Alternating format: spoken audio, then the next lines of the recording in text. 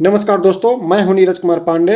दोस्तों, पिछले कुछ दिनों से लगातार खबरें आ रही थी कि अमेरिका और ईरान के बीच बातचीत चल रही है, युद्ध रोकने की कोशिश हो रही है, समझौते का रास्ता निकाला जा रहा है। लेकिन मैंने पहले ही कहा था कि जब तक इस पूरे समीकरण में इजराइल की सुरक्षा और रणनीतिक चिंताओं का समाधान नहीं हो जाता, तब तक अस्थायी शांति की उम्मीद करना बहुत मुश्किल है।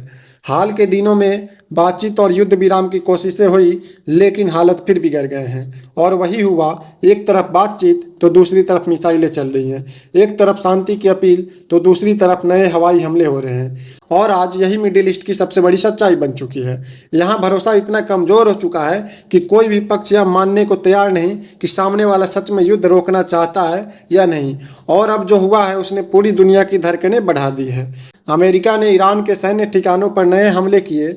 जवाब में ईरान ने बहरीन और कुवैत में अमेरिकी सैन्य ठिकानों को निशाना बनाने का दावा किया है। दोनों तरफ से जवाबी कार्रवाई जारी है और ऐसा लग रहा है कि युद्ध विराम का रास्ता फिर से खतरे में पड़ गया है। अब सवाल यह है, क्या अमेरिका दबाव में है या ईरान अपनी ताकत दिखाने की कोशिश कर रहा है? अमेरिका का कहना है कि उसने ईरान के ड्रोन, मिसाइल स्टोरेज और रडार सिस्टम पर सटीक हमला किया ताकि भविष्य के हमलों की क्षमता कमजोर की जा सके। दूसरी तरफ ईरान कह रहा है कि उसने अमेरिकी ठिकानों को जवाब दिया है और अगर हमले जारी रहे तो जवाब भी जारी रहेगा। लेकिन कहानी यहीं खत्म नहीं होती।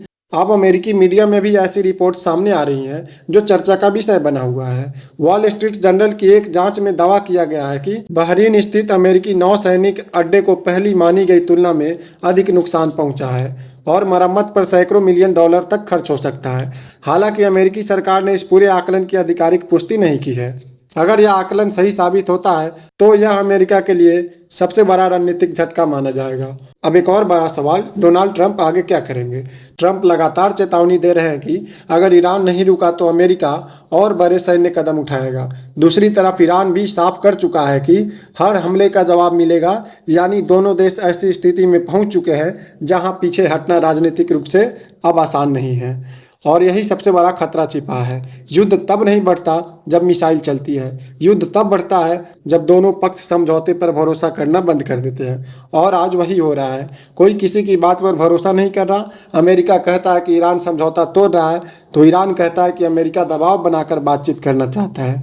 और इजराइल लगातार कह रहा है कि ईरान का सैन्य ढांचा कमजोर किए बिना अस्थायी शांति संभव नहीं। ऐसे में किसी भी समझौते का टिकना बेहद कठिन दिख रहा है। और इस पूरे संघर्ष का असर अब सिर्फ युद्ध तक सीमित नहीं रहेगा। अगर तनाव बढ़ा तो स्ट्रेट ऑफ हॉर्मुज फिर से संकट में आ सकता है। इसका सीधा असर तेल की कीमतों पर पड़ेगा।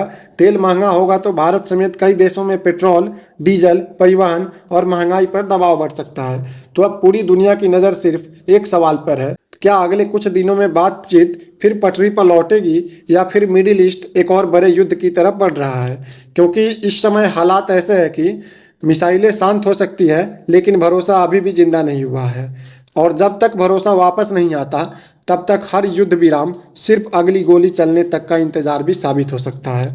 धन्यवाद। जय हिंद, जय भारत।